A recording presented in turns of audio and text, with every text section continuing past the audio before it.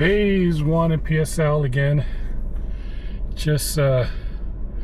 I just finished my physical therapy appointment. So if I sound a little winded, that's normal, I guess, from my shoulder surgery. But part 2 of Northern officers wanting to come down and work in Florida. I told you on part 1, great place to work. Good conditions, but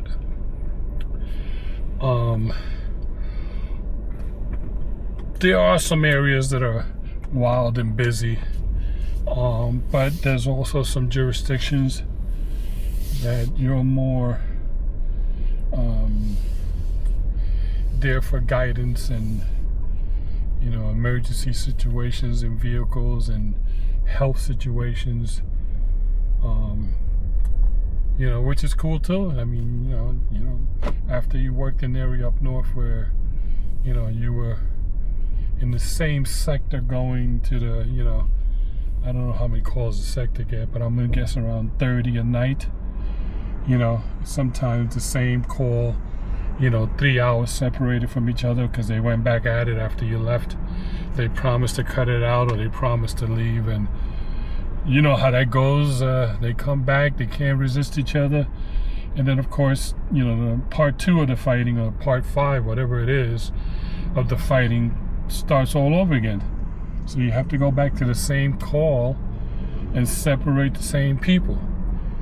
Anyway, you guys know about that. Down here, there's some areas, there is some Section 8 housing. There's certain places, I think, where they have lower income people working.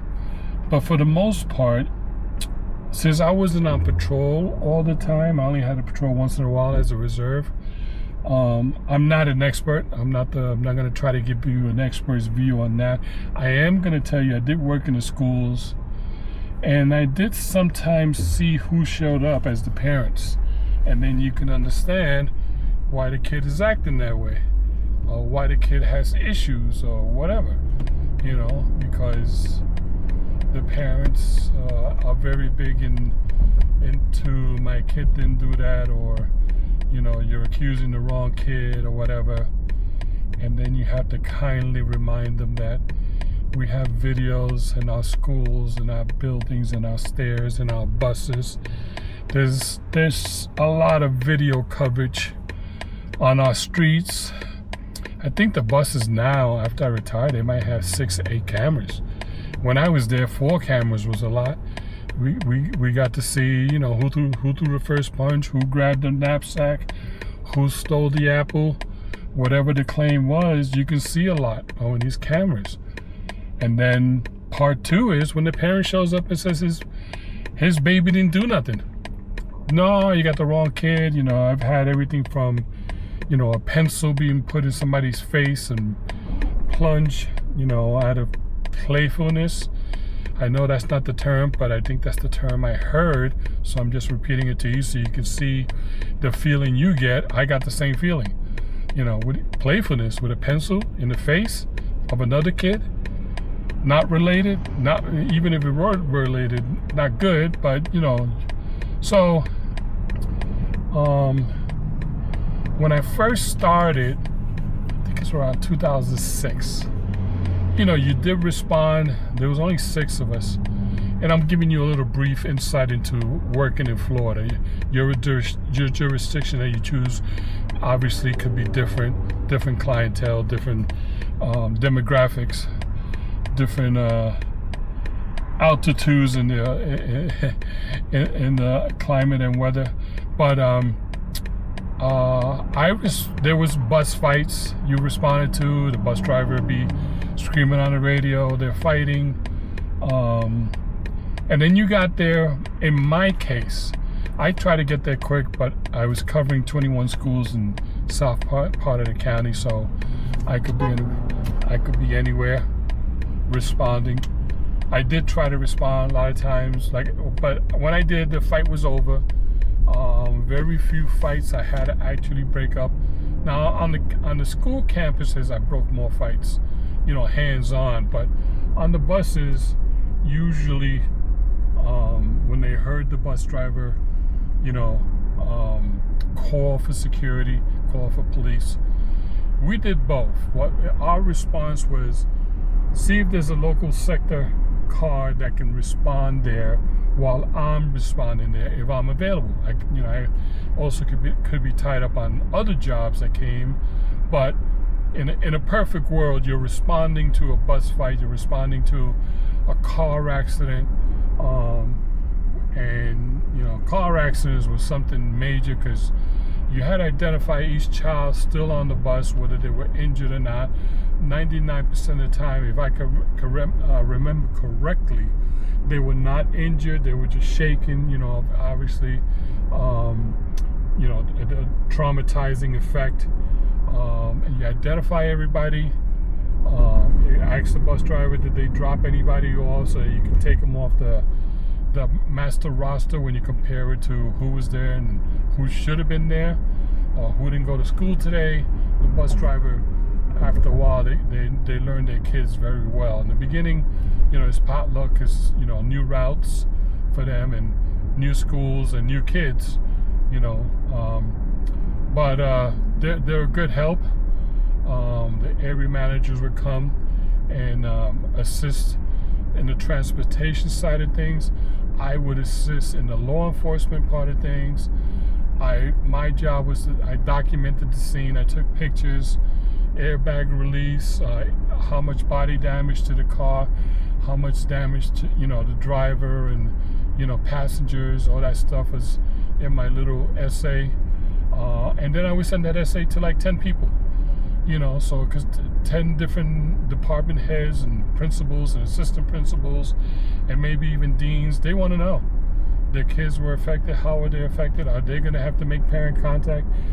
Was I able to see parents at the scene? Because a lot of times you get there, the kids are on the cell phone and the parents are there, demanding it, and access to the bus. So we had to be careful with that. Go inside, they're not injured.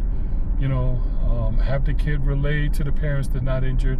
If the parent insists they want to take their kid home after such a dramatic event, then of course, they took them home. You had to make note to the school that, certain kids are not coming in today due to the dramatic event that happened. Like I said, most of the time, some bus got hit by a car. Once in a blue moon, the bus actually hit the car, but most of the times, people hit the bus. The driving, they drove into a bus, either on the side or the back, whatever. Like I said, my job was to document the scene. I took about 10 to 15 photos.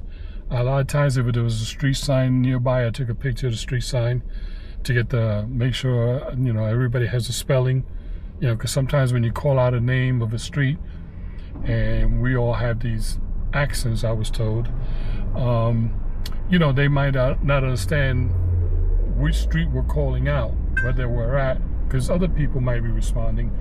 Local law enforcement might want to come and take a peek, whether if they need it or not. Sometimes they're needed to direct traffic and block off the street and deal with the angry driver that whatever allegation they're making, they're trying to blame somebody for the bus accident, whatever. All normal things if you work up north. I'm just saying, in my job down here, I loved it. It was busy. At the end of the day, you were busy. They have a lot of sports activities down here, not counting dances and other stuff similar to that the school may have. Sometimes they have grand openings or welcome back to school events, stuff like that. And also, so that things like that kept you busy. I had 21 schools, so obviously I'm only going to be able to do one thing out of that list. Sometimes the principals were okay. They understood my workload, and sometimes, They were more insistent. So, I worked with them. It was my job to work with them, and I did. I enjoyed it. I don't think off the top of my head that I had a difficult principal.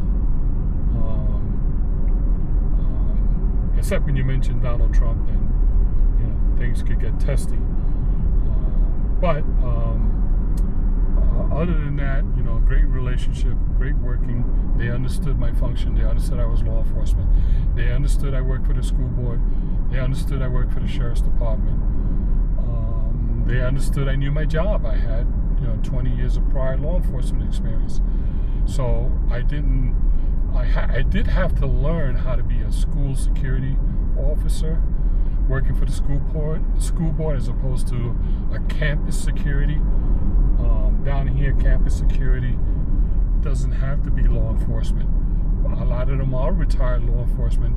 They just don't want to join an agency because now you owe an agency. When you join them, you owe them. You have to do their training, and then you have to do their free patrol. That's one of the reasons they sponsor you, is because they're going to get some future free patrol out of you, a lot. So anyway, I did a lot of county fairs for the sheriff's office. I did parades. I did, festivals, and, I did a lot of things where it didn't tie up a full-time deputy. Or they added deputies, and with us, it increased the manpower. If you have 4, 5, 6 reserves there, and you have 3 or 4 deputies, now you got a gang of 10. So it shows good coverage, good management. I have nothing against it. Some of the events I did enjoy. I would have never gone to a fair in my life if it wasn't because I had to work there. So I got to see Bengal tigers, and I got to see racing pigs and things as a northerner working in New York City, I'm not aware of. I mean, I'm sure I've seen it on TVs, or I'm sure I've seen videos of it, but seeing it live, you're standing there, watching people enjoy it. You kind of get the hang of it. Hey, this is okay. It's not. And then seeing the Bengal tigers is always going to be okay, because that's, other than going to the zoo, a handful of times in New York, because I was always working, but I did go a handful of times, and seeing them at the fair was a much closer and bigger deal. And I'm an older person too, so I did appreciate it, as opposed to being a younger person, working several jobs and worried about getting rest, and worried about getting to gym, and worried about being at all my details or jobs on time, and and all that comes with that. Uniforms, suit. I worked a job where I had to wear a suit. So yeah, all that goes with it. Anyway, working in Florida. This is video part 2. I liked it. Jurisdictions have different salaries. I recommend you reach out to somebody. Hopefully somebody in the jurisdiction you're going to come and work for or live in. That gives you better access. I didn't have that, so I'm giving you a northerner's view without knowing a soul. It wasn't until I moved here and was in Walmart where I heard one person say, "Hey, Juan," and then the next week I heard another person say, "Hey, Juan," and I'll turn around and I actually knew the person, because Juan's not a rare name. It's quite common, so "Hey, Juan" is not always for you. But in my case, when people yelled it out in the store or whatever, in the mall, whatever I was, it was for me, and that was kind of cool. Like, wow, you live down here too, and we have New York in common. We have now living in Port St. Lucie or the surrounding area in common, because there's a lot of great towns off of Port St. Lucie. The Stewart, Palm City, Fort Pierce. There's a lot of other towns that are near here or close to commute to here, depending on what lifestyle you want. Okeechobee, my impression is that it's more rural. You know, you want to live on a trailer, you want to live on a camper, you want to live on a farm or a ranch, or whatever the proper terminology is for a plot of land. You know, a big plot of land. You know, some people live with their parents, some people take over their parents' houses, some people just buy a big plot of land. You know, and yet you're a half hour, 40 minutes from urban society. You know, even though, you know, Okeechobee and Indian River County, you know, they also have their, you know, their main areas, their main shopping areas. But I'm just saying, if you wanted to work in a metropolitan area, you know, with 5G ultra wide, you know, Verizon and other companies are down here. They provide very good service. In 5G, a lot of the town is 5G ultra wide, which, from what I heard, is supposed to be the fastest and strongest internet. You know, once in a while it goes down to 4G, LTE or whatever. But you know, that's while they're working on things or adjusting things or whatever.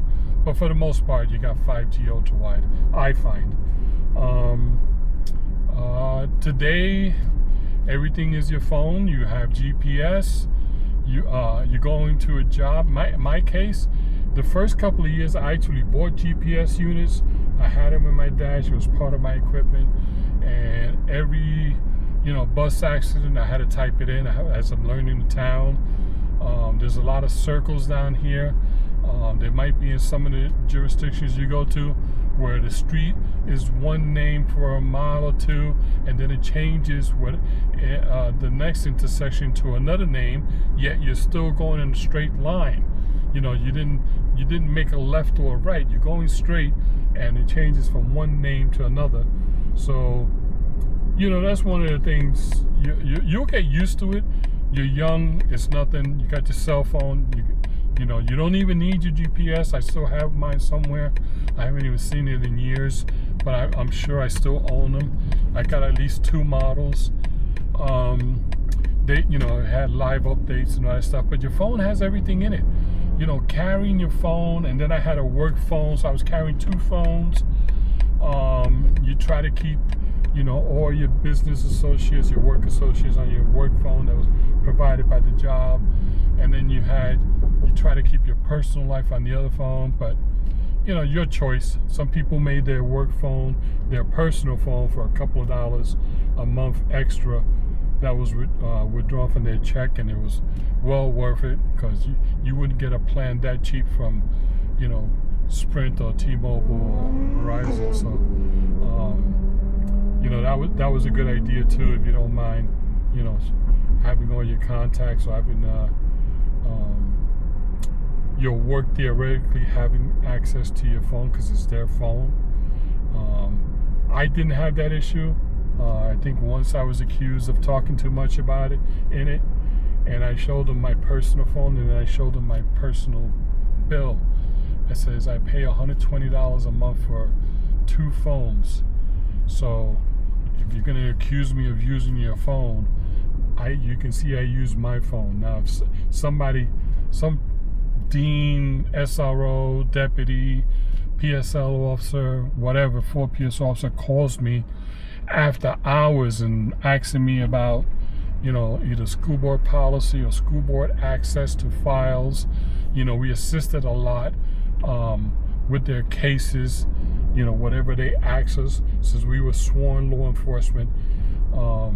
We provided, you know, as long as we weren't violating any rules or regulations or any laws, we were a great source to the surrounding agencies and the SROs. And then eventually the SROs got computer access, and video access, so they didn't have to lean on us as much. We still had a lot of workload, but they didn't have to lean on us as much. Great place to work. Just make sure your pension, I've said it in 3 or 4 of the videos already, just make sure you have a pension, because the workers' rights, the civil rights is not the right term, but the workers' rights and there's another word that goes with that you had because you were a union member and you were protected by whatever city clause giving you rights before they can terminate you or accuse you of things. You didn't have that down here, not so much. Down here, the supervisor can make or break you.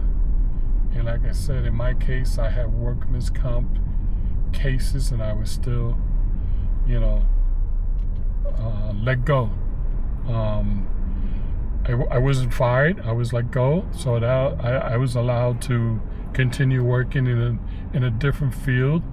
They just weren't going to certify me in law enforcement because I couldn't do the training because I needed a new knee.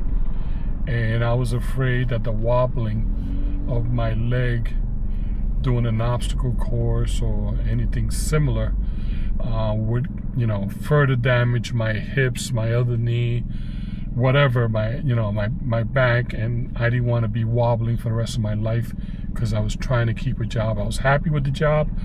I would have loved it if they kept me. But I had enough time to retire. I finished school.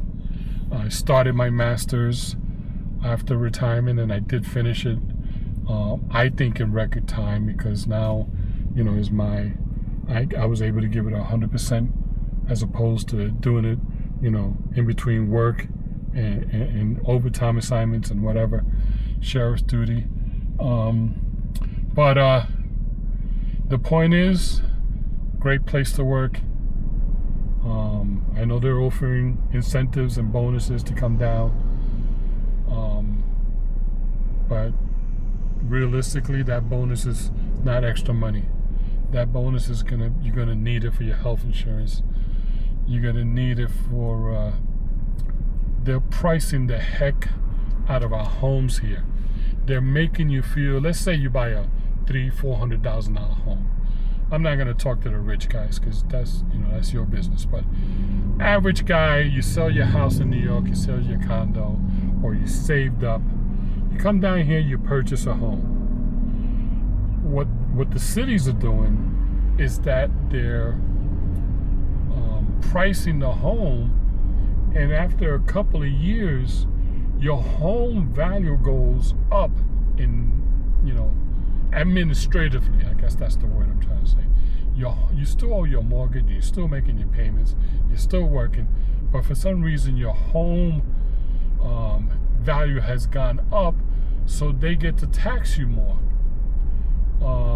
It was on the news. This is December, I think today's maybe the 13th or 14th, whatever. 67 degrees in Florida, which is considered cool. 67 is considered cool. I know, don't start laughing. Because it is December. Another reason I love it down here. But yeah, they raised the value of your home. So after you own your home for a couple of years, they want to tell you your $300 or $400 home is now worth $500 to make up a number. I'm making up numbers here, but you get the point. They overvalue your homes so that they can tax you more. Meanwhile, you're still working and you're still paying off the mortgage. You're still, struggling. Maybe struggling is not the right word, but you're still hustling. You're still, making ends meet. Like I said, if you have your pension, it's a lot easier. But you're still making ends meet. You're still hustling, and then you don't realize it. And then all of a sudden, I'm here 23 years, by the way. That's why I put 1982 as my username, because I can't talk to you about today in New York, and I cannot talk to you about today in St. Lucie County law enforcement. I can talk to you about my experiences in the 80s and 90s in New York, and I can talk to you about living, situation now. And I'll have more information in my next video, part 3. Right now, this is the end of part 2. Thank you for getting this far in the video. I may have explained in previous videos. I go from talking about Port St. Lucie to talking about being a New York retiree to talking about working in law enforcement. I haven't even started talking too much. I think I might have done a short video on my trip to the West Palm VA to get VA services. So I'll highlight that in other videos.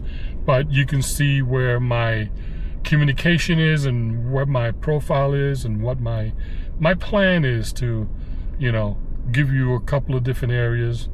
Because I know law enforcement are more than law enforcement. Some of them are college graduates. Some of them are veterans. Some of them are, you know, worked up north. Some of them are working in the South. And maybe I'm pointing out things that they realize also they would have wished they would have known. In my case, I would have loved to have somebody like me with the information like me back 20-something years ago.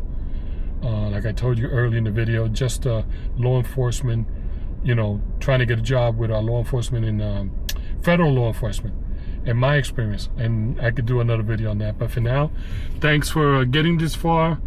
I'm Juan in PSL, and thank you, like and subscribe.